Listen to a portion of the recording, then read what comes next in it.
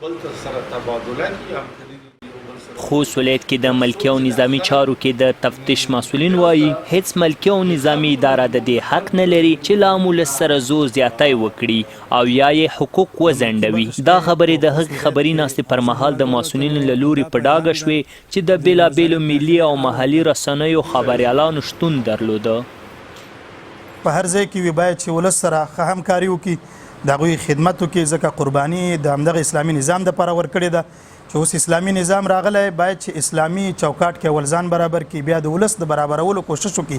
کوم ځای کې څوک چا سره زیاتی کوي نو باید چې هغه ظالم لاس ونیسي، د مظلوم هغه حق په وخت باندې ادا کړي.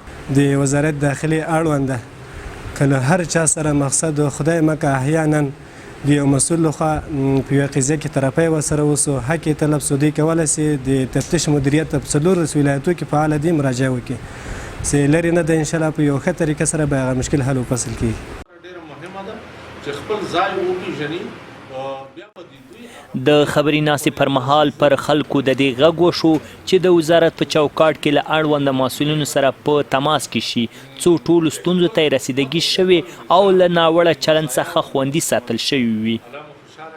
خامخا که د چا سره زور وشو، زیاتی وشو، ظلم وشو، نو دا د بیا نه انګیري چې زه مظلوم یم، زه کمزوره یم، زما غږ څوک نه اوري. نو ښه خبره دا ده چې د تفتیش مدیریت فعال دی، هغې ته ځان راورسوي او دلته د خپل ځان غصب شوي حقوق، تلف شوي حقوق هغه تلف کړي. دوی په ورته وخت کې په ټولو ادارو هم د دې غږ وکړ چې له ولس سره په هره برخه کې غوره چلند وکړي. ویلې خلکو ته سهولت او ارامتیا رسونه د ننني نظام یوه له تر ټولو سترو موخو څخه دی. ټولو وګړو د افغانستان د دې محفوظ دي.